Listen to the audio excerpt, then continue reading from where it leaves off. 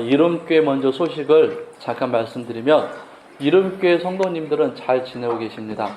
그리고 저희는 금년 들어서 이제 새신자로 오신 분 중에서 이 교회는 특이하네요. 왜 찬양팀이 없나요? 그냥 그래서 제가 또 당회에서 상의를 해가지고 찬양팀을 만들었습니다. 근데 찬양팀을 만드는 과정 중에서 장로님들이 찬양 인도자를 하기로 했었는데, 이제 그 장로님들의 부인들이 반대를 하신 거예요. 싫다고. 그래서 이유정 지사님이랑 유현조 지사님이랑 정민 선생님 이렇게 세 명이서 이제 찬양 리더가 됐는데, 이유정 지사님이나 그 유현조 지사님은 찬양 인도를 해보신 적이 없는 걸로 알고 있어요. 근데 막상 이제 첫 주가 돼서 하니까는 너무너무 잘하시는 거예요. 그러니까 이제 제 생각에는 두 가지가 되는가. 정말로 하나님 맡겨주셨으니까 일주일 동안 자기는 소질이 없으니까 열심히 준비하셨구나. 두 번째로는 남편이 하는 거 정말 싫어하시는구나. 그래서 열심히 하시는구나. 그렇게 했는데, 찬양팀이 생겨나고, 그 다음에 이제 그 새신자들이 참 감사한 거는 우리 천흥교회가 예배당 자리가 그동안 굉장히 많은 곳에서 나왔었는데, 그 74-1번지 딱 거기를 얻었잖아요.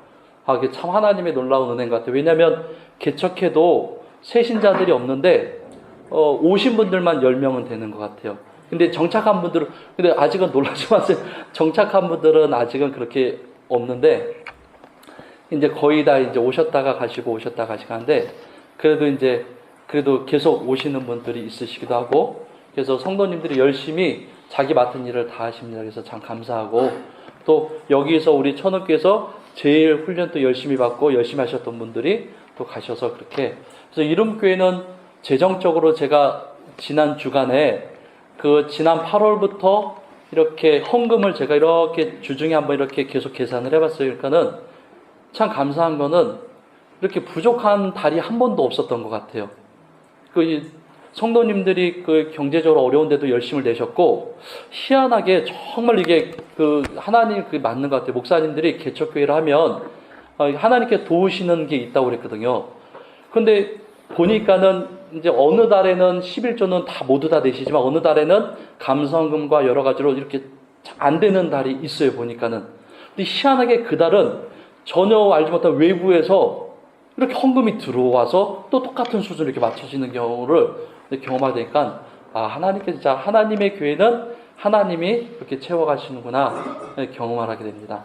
그리고 개인적으로는 제가 새신자가 왔었는데 어떤 자매인데, 이 자매는 꼭 우리 교회 일꾼이 됐으면 좋겠다 했는데 여러 가지 일들로 인해서 그냥 다시 떠나갔어요. 그러니까는 그런 이제 몇 달 계속 교회 나왔다가 떠나갔는데, 그때 한번 이게 개척한 목사님들이 누가 왔다가 정말 이 사람은 귀한데 하고 떠나갈 때 이런 마음이구나 좀 느낀 부분이 있는데, 근데 하여튼 이름교회는 천흥교회가 우리 든든히 옆에 계셔가지고 참 잘 지내고 있습니다. 기도 계속해 주시길 바랍니다. 그리고 한 가지, 우리 이름교회 제일 궁금하실 것 같아요. 이름교회 점심 식사가 별리케 차원에서 정말 맛있었거든요. 시간이 지나니까 똑같아져요. 이게 모든 게 똑같아요. 결혼하고 나서 좋은데 시간 지나면 다 똑같구나. 이게 모든 생활이 똑같구나. 그래서 맛있습니다. 맛있는데 똑같습니다. 지난 2주 동안 한 목사님과 함께 합신 동계 강좌에 있었는데, 가서 또 이제 한 목사님 이런 것 저런 거 많이 말씀해 주시고 또 많이 배우기도 하고, 합신 동계 강좌 가서 2주 동안 참 좋은 시간이 있었는데, 오늘 말씀과 관련해서 제일 슬펐던 것 두 가지가 있는데 뭐냐면, 개척교회는 문을 닫는 시대라는 것입니다. 근데 서울만이 아니라 지방에서 오신 목사님들도 문을 닫는데요. 그러니까 사람이 없대요. 그래서 지방에 계신 목사님들도 문을 닫고 서울에 있는 교회 목사님들도 문을 닫는데, 더 슬픈 건, 두 번째로 슬픈 거는 어떻게 해서든지 버텨나가는 목사님들이 일을 하셔야 되는 거예요. 생활비가 없으니까는 신문도 돌려야 되고 우유도 돌려야 되고 또 세차장에도 가야 되고 일을 하셔야 되는 거예요. 근데 더 슬픈 거, 그런 목사님들 마음속에 자괴감이라는 게 생기기 시작한다는 거예요. 내가 부교육자 때는 큰 교회에서 사역하고 잘했었는데, 칭찬도 받고 잘했었는데, 막상 개척하니까는 저도 분리 개척하고 나니까 부목사로 있을 때랑 담임 목회자로 할 때랑은 전혀 이건 딴 세상의 이야기인 거예요. 그래서 한son 목사님이 그 편두통이 계속 오는 이유를 알았어요. 그러니까 저랑 오이삼 목사님도 이게 뚱뚱해 보여서 그냥 항상 좋아 보이지 저희도 편두통에 시달려요. 목사들은 항상 편두통이 머리에 생각할 게 많으니까 고민이 많으니까 그 목사님들이 자괴감이 생겨요. 나 때문에 교회가 이렇게 됐구나. 내가 교회를 이렇게 만들었구나. 그런데 이제 개척교회 목사님뿐만이 아니라 합신 동계강좌에서 같이 공부했던 목사님 중에 30대 중반에 어느 정도 중형교회 청빙, 제일 동기 중에 제일 먼저 청빙받은 목사님이 계신데 그 목사님 몇 년 사역하다가 원로 목사님과의 관계가 틀어져서 이렇게 헤어지신 거, 이렇게 교회를 나오신 거예요. 그 동기들인데 그 목사님뿐만이 아니라 다른 목사님들 막 이야기 듣다 보니까는 목사님들 하나같이 그 얘기를 하는 거예요. 목회 잘한다고 목회 잘 되지 않다더라. 건강하니까는 목회자 건강하니까 목회 잘 되지 않다더라. 사역을 많이 하니까 목회가 잘 되지 않다더라. 재정이 넉넉하니까 목회 잘 되지 않다더라. 그러니까 목사님들 하는 얘기는 뭐냐면 목사님들이 교회에서 쫓겨나 보기도 하고 뭐 여러 가지 실패되고 여러 가지 경험을 시간이 지나 보니까 목회라는 것이 결국은 관계구나. 결국은 관계구나. 라고 하나같이 이야기하신다는 겁니다. 그러니까 제가 이 말씀을 왜 드리냐면 사람 사이는 돈 때문에 싸우기도 해요. 애정 때문에 싸우기도 하고 일 때문에 싸우기도 해요. 근데 싸운 거는 돈 때문이기도 하고 일 때문이기도 하고 애정 때문이기도 하고 다양한데 그 원인은 어느 순간 사라지고 사람 대 사람이 나와서 결국 사람과 사람이 싸운다는 이야기입니다. 그런데 이것이 부부 간에도 그렇고 이것이 직장에서도 그렇고 교회 안에서도 그렇습니다.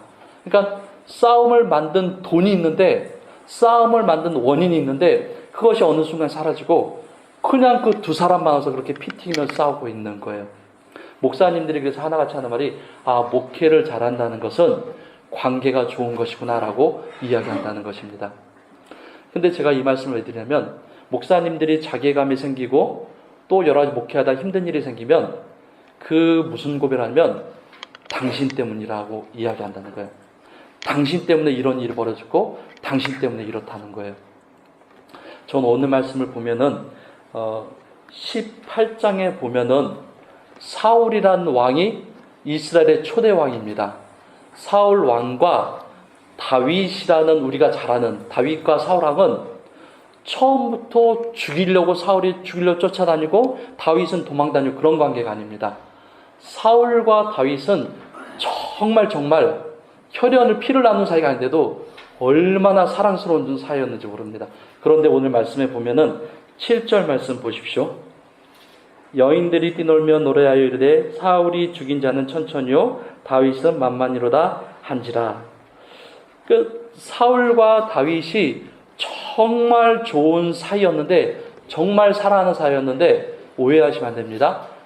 다윗은 사울과는 사이 안 좋았고 다윗은 사울의 아들인 요나단과만 사이 좋았다고 생각하는데 아닙니다. 다윗은 요나단과 형벌이었던 요나단과는 피를 나눈 형제보다 더 사랑했지만 그러나 다윗과 요나단 아버지였던 사울왕과는 더 끈끈한 관계였습니다. 그런데 이 한 구절 7절에 있는 말씀을 전후로 해서는 다윗과 사울이 너무나 특별한 관계였는데 7절을 후반으로 해서는 그 10절 이후로 보면은 사울이 다윗을 죽이려고 하는 살인의 관계로 변합니다. 저는 왜 이 말씀을 준비했냐면 도대체 사람의 관계는 무엇 때문에 변하는가? 근데 동계강좌에 있으면서 그냥 그 생각이 든 거예요. 사람의 관계는 무엇 때문에 변하는가? 돈 때문인가? 아니면 또 유익 때문에 자기의 즐거움 때문인가? 자기의 유익 때문인가? 먼저 살펴봐야 될 것이 사무엘상 같이 한번 찾아봤으면 좋겠습니다. 사무엘상 15장입니다. 사무엘상 15장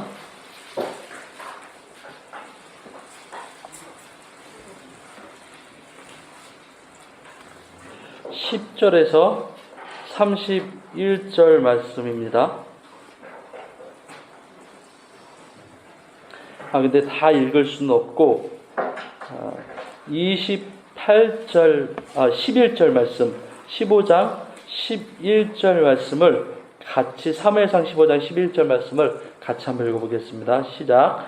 내가 사울을 왕으로 세운 것을 후회하노니 그가 돌이켜 나를 따르지 아니하며 내 명령을 행하지 아니었음이라 하신지라. 사무엘이 근심하여 온 밤을 여호와께 부르짖으니라.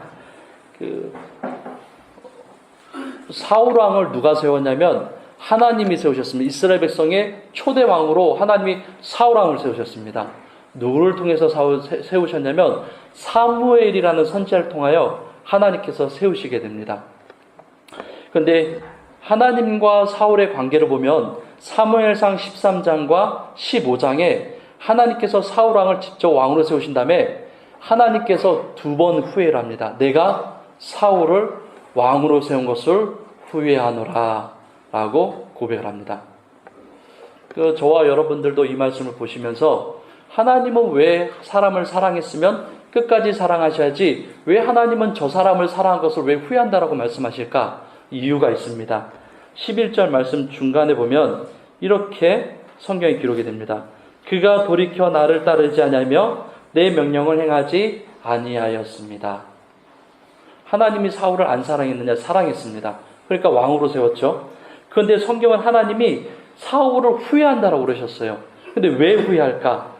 나를 따르지 아니하며 내 명령을 행하지 아니하였다라는 것 때문입니다. 사울 왕은 하나님으로부터 왕으로 세움받았지만 하나님의 말씀을 듣지 아니하고 하나님의 명령을 따르지 않았기 때문입니다. 그렇다면 그 이유가 정확히 뭔가?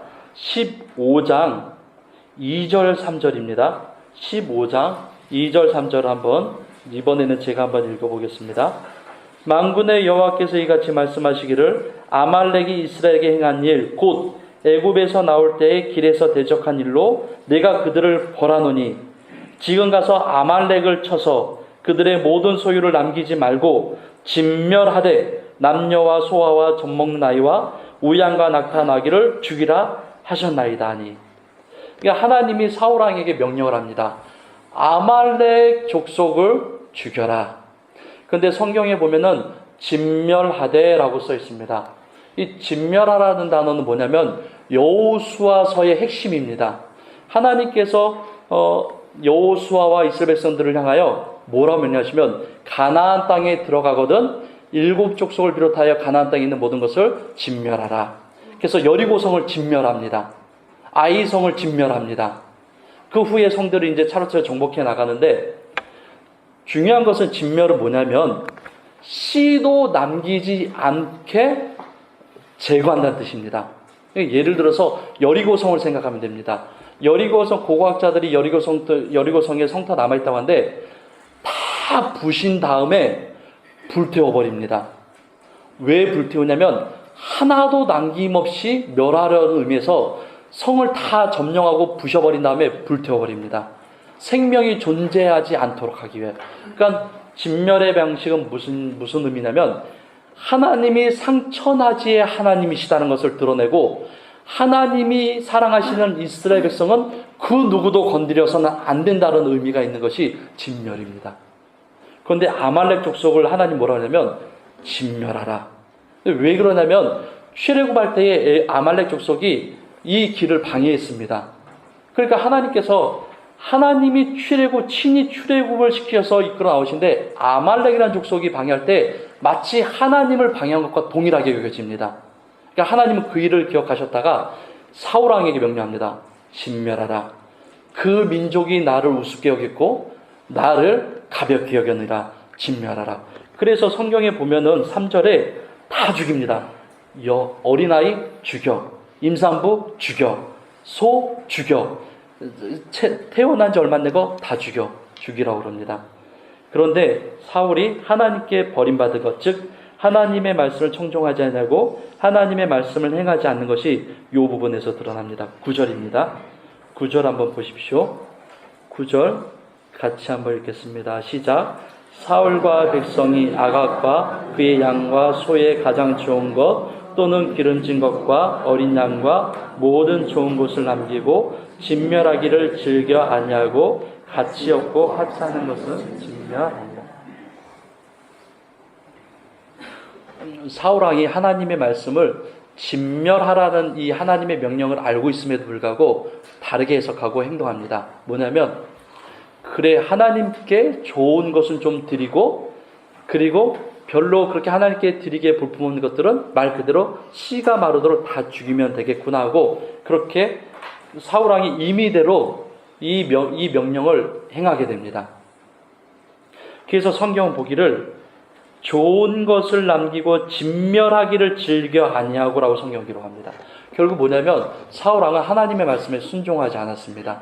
하나님의 말씀을 아말렉 족속처럼, 가나안의 7 족속처럼, 수많은 블레셋 군대처럼 하나님을 우습게 여긴 결과가 그 내용이 이 부분입니다. 진멸하기를 즐겨하지 아니하고, 사울은 이렇게 해서 하나님께 버림받습니다. 그런데 제가 드리는 이 말씀은, 사울은 이렇게 하나님께 버림받았는데 사울과 다윗이 왜 친한 관계인가는, 이렇게 하나님께 버림받고 나서 하나님께서 후회하셨더라, 사울을 떠나셨더라, 그래서 사단이 사울을 괴롭히기 시작합니다. 사울을 괴롭히기 시작할 때에 사울의 최측근들에 있는 내신들이 무엇을 추천하냐면, 하나님의 이 땅에 하나님의 신에 감동된 다윗이라는 소년이 있는데 그가 수금을 타는 것만으로도 왕의 병에 나을 수 있습니다. 그것을 제안합니다. 그래서 사울 왕이 다윗을 데려다가 파트타임처럼, 그가 간질처럼 발작할 때마다 다윗을 데려다가 수금을 타게 하고, 정말로 수금을 타니까는 이 사울 왕의 이 발작하고 이 막 귀신이 막 이렇게 괴롭히고 하는 이 이상한 현상과 이 괴로운 일들이 치료가 되는 겁니다. 그래서 우리가 16장 22절에서 23절 한번 보십시오. 16장 22절에서 23절입니다. 22절에 23절을 제가 한번 읽어보겠습니다. 또 사울이 이새에게 사람을 보내어 이르되, 원하건대 다윗을 내 앞에 모셔서게 하라. 그가 내게 은총을 얻었느냐 하니라. 하나님께서 부리신 악령이 사울에게 이를 때에 다윗이 수금을 들고 와서 손으로 탄즉 사울이 상쾌하여 낫고 악령이 그에게서 떠나가니라. 사울과 다윗은 골리앗 사건 이전에 이미 아주 특별한 사이였습니다. 여러분들 생각해 보십시오. 여러분들이 막 발작하는 이상한 병이 있는데 어떤 장로님이나 권사님 오셔서 그렇게 찬양만 불러줘도 만약 그 병이 낫는다면 그분을 가볍게 여기겠습니까? 아닙니다. 생명처럼 소중히 여길 겁니다. 그 관계가 지금 이 관계입니다. 그런데 도대체 왜 사울은 다윗을 항상 그 오래 지던 죽이려고 했는가? 7절, 18장 7절. 사울이 죽인 자는 천천히요, 다윗은 만만히로다. 이 노래 한 구절, 이것 때문입니다. 저는 본문에서 6절에서 9절 말씀을 보면서 세 가지를 말씀드리려고 합니다. 사울과 다윗의 관계는 왜 틀어졌는가? 사람의 관계는 왜 틀어지는가? 부부도 시간이 지나면은 같이 살고 함께 살지만, 살아가는 교회 안의 지체도 함께 하나님을 믿고 함께 먹고 함께 생활하지만, 사람은 한 번 수가 틀리면, 한 번 뭔가 오해가 시작되면, 한 번 뭔가 잘 되면은 이 세상에서 가장 만나지 말았을 존재로 변합니다. 성경의 오늘 본문 따지면 살인의 관계입니다. 그렇게 변하는 게 사람의 관계입니다. 그래서 우리는 잘 보죠. 뉴스에서도 그렇게 사랑했던 부부가 어느 순간 한쪽을 죽여버리고 자신도 죽고, 그런 일들 왜 이러냐면 사람의 죄성이 그럽니다. 그렇다면 오늘 말씀은 그겁니다. 도대체 왜 그런 일이 일어났는가? 18장 2절에 보면, 제가 이 말씀을 빼먹었는데요. 18장 2절에 보면 블레셋과 다윗이 골리앗을 죽이고 나서 이렇게 성경은 기록이 됩니다. 18장 2절에 같이 한번 읽겠습니다. 시작. 그날에 사울은 다윗을 머무르게 하고 그의 아버지의 집으로 다시 돌아가기를 허락하지 아니하였고, 또 5절입니다. 5절도 같이 한번 읽겠습니다. 시작. 다윗은 사울이 보내는 곳마다 가서 지혜롭게 행하며 사울이 그를 군대의 장으로 삼았더니 온 백성이 합당히 여겼고 사울의 신하들도 합당히 여겼더라. 예전에는 자신의 병을 치료하기 위해서 특별하게 일이 있을 때마다 다윗을 불렀다면 골리앗 사건 이후로는, 그리고 7절 우리가 보았던 사울을 죽인 자는 천천히요 다윗을 만나는 이 사건 전에 다윗과 사울은 항상 같이 있었습니다. 그래서 사울은 성경을 기록하기를 다윗이 얼마나 잘했는지 사울이 이새에게 전보를 보내가지고 다윗을 보내지 않았습니다. 사울과 항상 먹고 자도록 하였습니다. 그리고 성경에 보면 다윗이 너무나 지혜롭게 행했은즉, 즉 블레셋뿐만이 아니라 블레셋에 있는 잔류 성들과 잔류당들을 다윗이 다 정리를 합니다. 그래서 사울왕이 그를 얼마나 사랑한지 자기의 군대의 수족과 같은 군대의 장으로 삼습니다. 그러니까 사울과 다윗은 부부, 요나단과 다윗뿐만 아니라 사울과 다윗도 부부 이상의 관계가 됩니다. 얼마나 군신 관계 중에서 특별한지.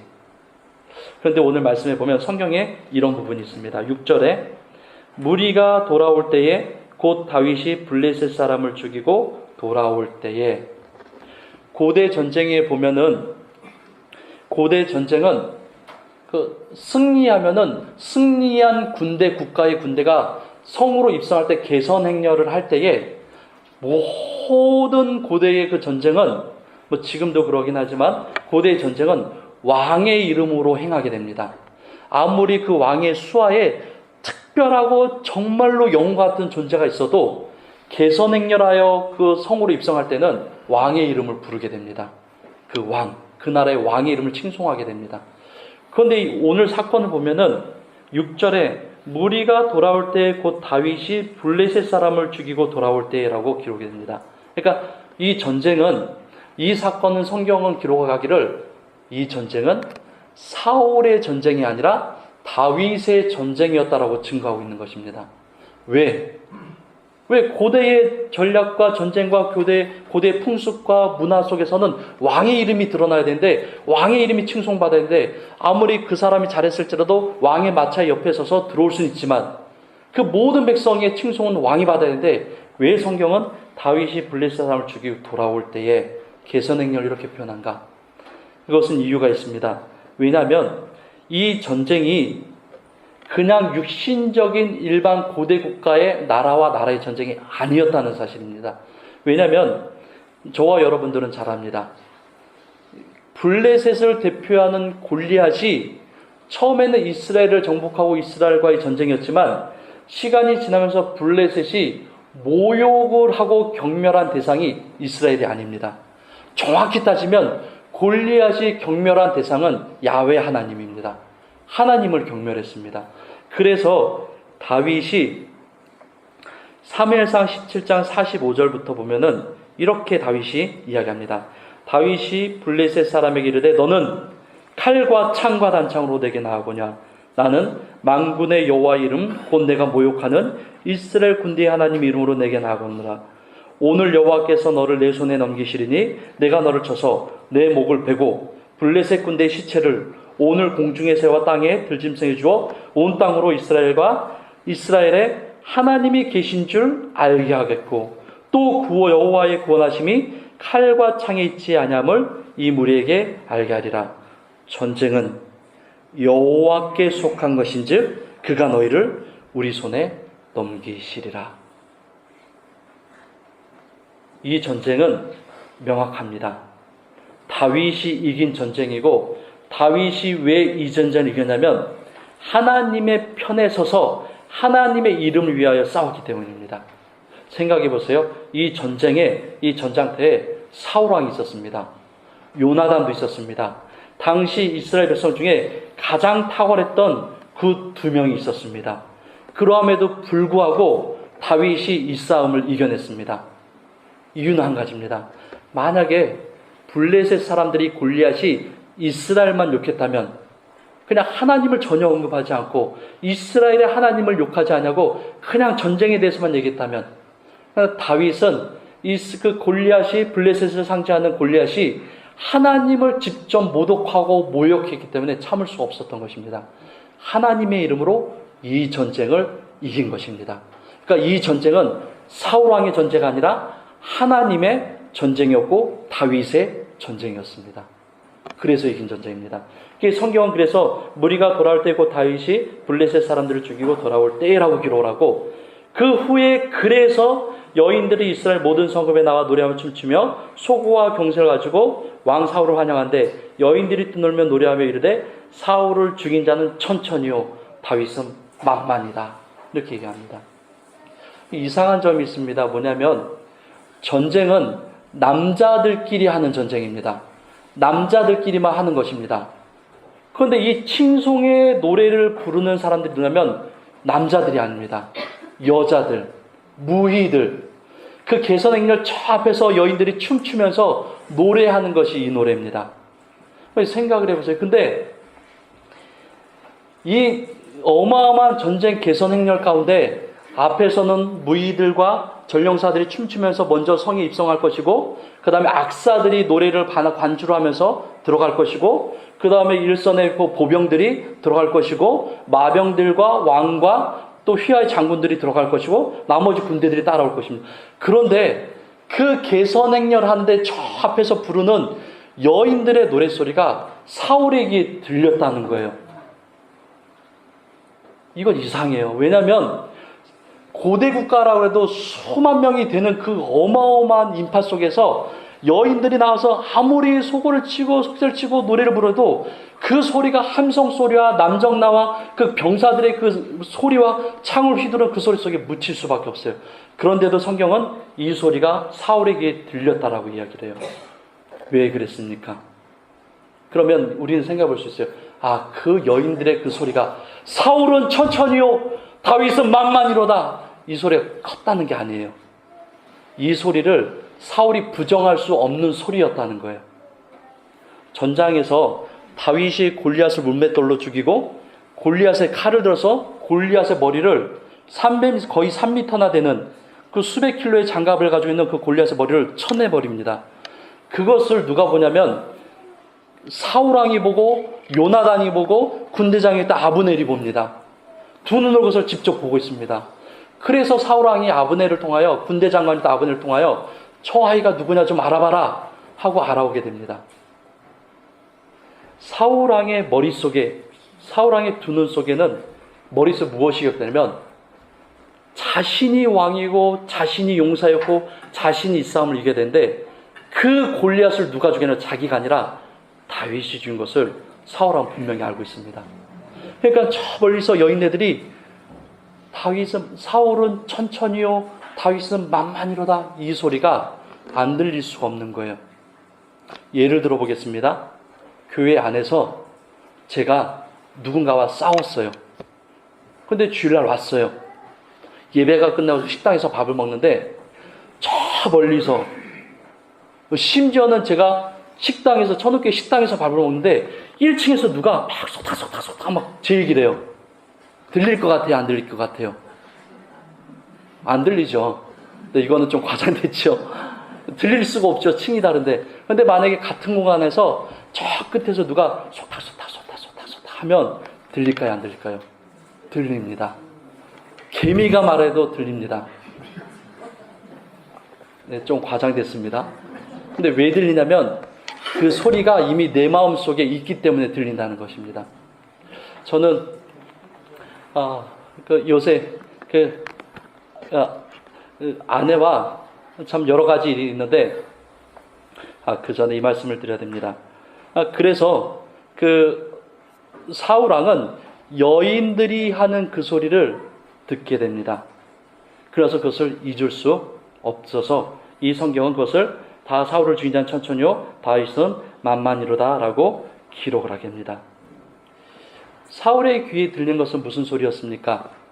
사울의 귀에 들린 것은 진실된 소리였습니다. 사람은 아무리 작은 소리 할지라도 그 소리가 진실된 소리라면 들을 수밖에 없게 됩니다. 그리고 그 소리가 진리의 소리라면 들을 수밖에 없게 됩니다. 저는 이 말씀을 준비하면서 이렇게 생각해 보게 됐습니다. 뭐냐면 하나님이 기뻐하시는 참된 그리스도인은 어떤 사람인가? 하나님이 기뻐하시는 그리스도인은 어떤 사람인가? 작은 소리로 들릴 줄 아는 사람, 작은 소리도 들을 수 있는 사람이 실력 있는 그리스도인이라고 생각합니다. 다시 말 이걸 반대로 이야기하면 내 마음이 그 소리를 들을 수 있는 신앙적 역량이 있는 자를 이야기한다는 것입니다. 아무 작은 소리에도, 나를 힘들게 하고 어렵게 하는 소리에도, 그러나 반드시 그가 그 마음 안에 진리와 진실에 바로 선 사람이라면 비록 그 소리가 나를 괴롭게 할지라도 이겨낼 수 있습니다. 왜? 그 소리는 나를 지나쳐가지 않고 내 귀를 때리지만 그 한마디 노래가 그러나 이길 수 있습니다. 왜? 나는 진리와 진실 앞에서 부끄러움 없이 살아가기 때문에 그렇습니다. 사울은 아닙니다. 사울은 부끄러웠어요. 사울은 숨고 싶었어요. 왜? 자신이 골리앗을 못 죽였기 때문에. 하나님이 그렇게 이스라엘의 왕이었는데도 하나님의 이름이 땅에 떨어질 때 아무것도 못했기 때문에. 다윗은 했어요. 청년인 다윗은 했어요. 그러니까 이 여인들의 노랫소리가 들릴 수밖에 없는 거예요.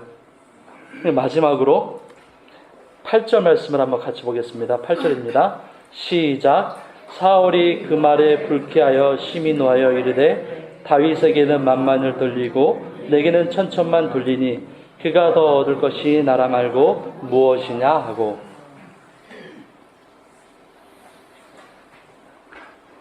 이 말씀을 다시 하면 이렇게 됩니다. 사울이 그 말에 불쾌하여 심히 노하여 이르되 다윗에게는 만만을 돌리고 내게는 천천만 돌리니 그가 이제 내 나라를 훔치는 것 말고는 할 일이 없겠구나. 이 말이 됩니다. 사울왕은 왜 이 생각을 했을까?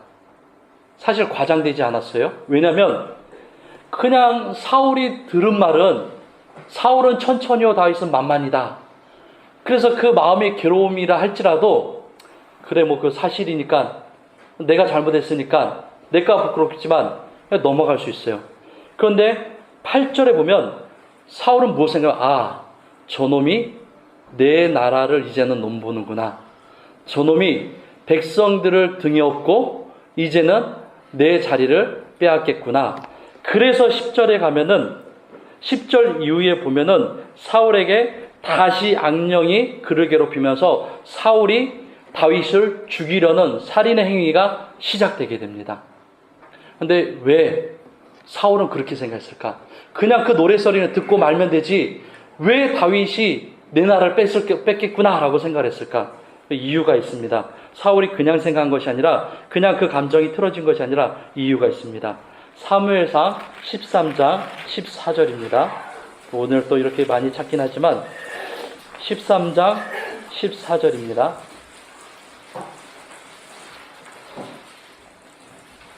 13장 14절을 같이 한 목소리로 같이 읽겠습니다. 시작. 지금은 왕의 나라가 길지 못할 것이라. 여호와께서 왕에게 명령하신 말을 왕이 지키지 아니하였으므로 여호와께서 그의 마음에 맞는 사람을 구하여 여호와께서 그를 그의 백성의 지도자로 삼으셨느니라 하고. 하나님께서 사울 왕을 보실 때 두 번의 후회를 합니다.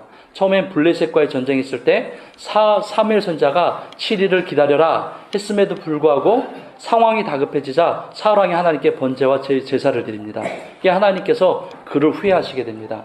그리고 아까 봤던 게 아말렉 족속 사건 전쟁 때 있었던 일이고, 그런데 이때 사무엘 선지자가 동일하게 사울 왕에게 뭐라고 그러냐면 14절에 왕의 나라는 길지 못할 것입니다. 왕 대신하여 다른 왕을 하나님께서 준비하셨습니다. 사무엘 선지자에게 사울 왕이 이 소리를 들었습니다. 그것도 한 번이 아니라 두 번이나. 18장 7절에 갈 때 저 여인네들이 멀리서 사울은 천천히요 다윗은 만만히로다 할 때 사울 왕은 번뜩 생각이 납니다. 내 나라가 길지 않겠다는 사무엘 선지자의 말씀, 나 대신 다른 왕을 하나님이 선택하셨다는 그 말씀, 이거구나.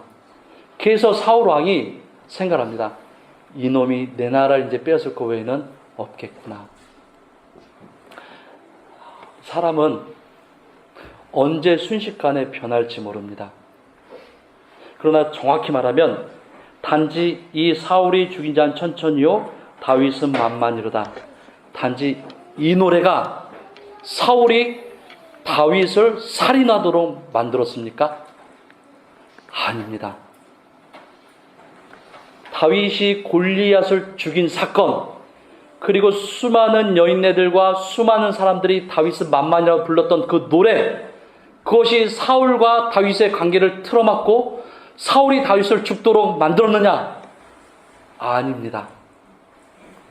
6절과 7절과 9절에 전 동일하게 말씀드렸습니다. 이 전쟁, 이 노래가 지어지게끔 배경이 된 전쟁, 이 전쟁은 하나님의 전쟁이었고 다윗이 이겨낸 전쟁입니다. 이 여인들의 부르는 이 노래는 임의적인 노래가 아니라 이 여인들을 통하여 하나님께서 다윗을 두고 말씀하신 내용이 됩니다.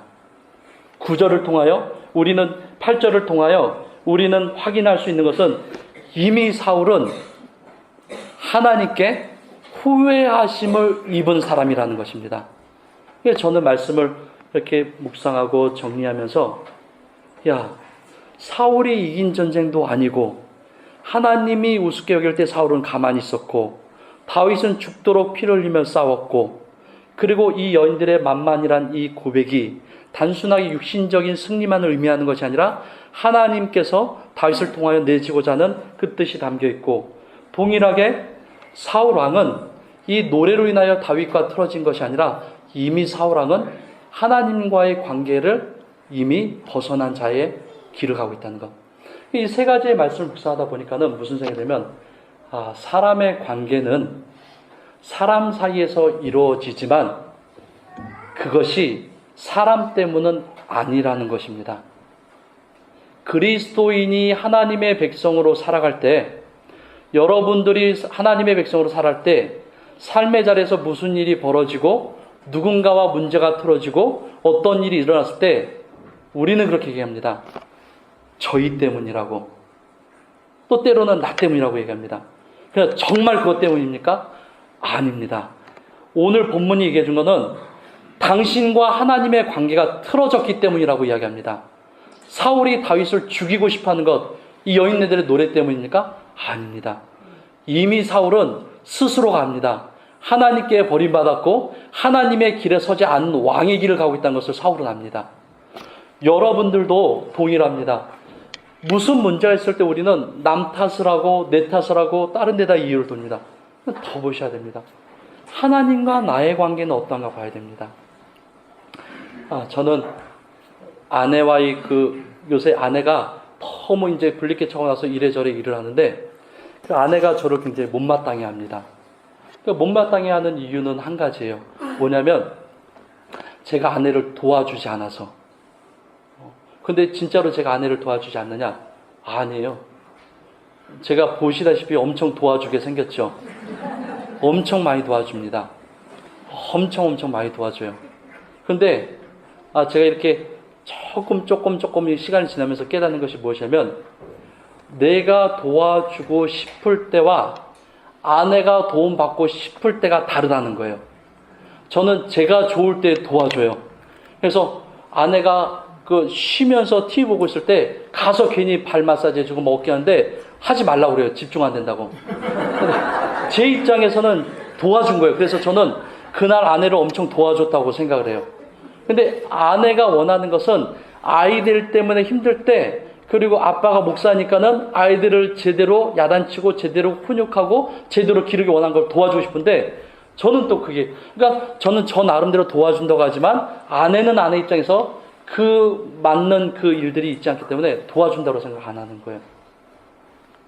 저는 그래서 드는 생각이 무슨 생각이냐면 이 아내도 이러한 시간이 지나가면 사울처럼 날 죽일 수 있겠구나. 이건 그냥 웃으라고 드린 말씀이고 나는 열심히 하는데 저 사람도 열심히 하는데 무엇이 중요합니까? 내가 사람에게 잘하고 사람과의 문제가 없어서 그게 문제가 됩니까? 내가 사람과의 틀어지고 그래서 내가 저 사람 때문에 얘기하는 게 중요합니까? 아니요. 사울은 천천히요 다윗은 만만히로다. 이 노래는 다윗 때문이 아니에요. 사울이 2번의 아말렉과 블레셋과의 전쟁이 있어서 하나님과 이미 틀어진 관계에 있어요. 그리스도인은 하나님과 틀어지면 반드시 삶에서 어려운 일이 생깁니다. 저는 여러분들에게 당신은 어려운 일이 생긴 것은 하나님 때문이라고 말하는 것이 아니라 여러분들이 저와 여러분들이 살아가면서 삶에 어떠한 고민과 괴로움이 있다면 남에게 그 책임을 전가하고 남에게 얘기하고 내 자신에게 하지 말고 물어보라는 거예요. 도대체 뭐 때문입니까? 당신은 왜 그렇게 힘듭니까? 하나님과의 관계를 보셔야 된다는 거예요. 저는 여러분들에게 질책하는 것도 아니고 정죄하는 것도 아니고 저 여러분을 뭐라고 하는 것도 아닙니다. 왜냐하면 저와 여러분이 동일하기 때문이었습니다. 우리는 바로 한다고 하지만 하나님께 온전히 물어보지 않고 하나님께 온전히 순종하지 않고 우리의 길을 갈 때가 있습니다. 잠언 16장 9절에 이렇게 기록이 됩니다. 사람이 마음으로 자기의 길을 계획할지라도 그의 걸음을 인도하시는 일은 여호와시니라. 사람이 내가 이렇게 살아야지, 이건 계획일 뿐이에요. 성경에 보면 그 걸음을 인도하시느니 그 삶의 계획들이 실행되어져 가고 결과적으로 또는 그 과정의 모든 목적까지 가는 모든 일들은 다 하나님의 뜻이라는 거예요. 아둔한 인생들아, 너희들이 계획할지라도 그 계획이 실행되고 그 계획이 열매를 맛본 건 누구 때문이냐? 하나님 때문이라는 거예요. 저와 여러분들이 한 주 살아가실 때 저도 이제 뭐 그런 걸 많이 느끼지만 내가 하나님과의 관계가 바르지 못하면 이 사울에게 이 여인들의 소리에도 민감할 수밖에 없고 하나님과의 관계가 바르지 않으면 여전히 나에게 남아있는 문제가 많다는 것입니다. 그러므로 저와 여러분들 살아갈 때 가장 먼저 당신 때문이야 이 말은 해서는 안 됩니다. 그리고 또 한 가지 개척교회 목사님들이 자괴감으로 그 힘들어하는 거 나 때문이다. 아닙니다. 더 정확하게 이야기해야 됩니다. 나와 하나님의 관계란 이것을 물어보셔야 됩니다. 그래서 누구인가에 대해 체감 전가하지 마시고 자신을 무가치하고 쓸모없는 존재로 여기지도 마시고 하나님이 우리를 얼마나 사랑하는지 보십니다. 중요한 건 내가 하나님 앞에 부끄러움 없이 하루하루 살아가는가, 하나님 나를 어떻게 보시는가, 그것을 돌아보시고 살아가는 귀한 한 주 되시길 간절히 소망합니다.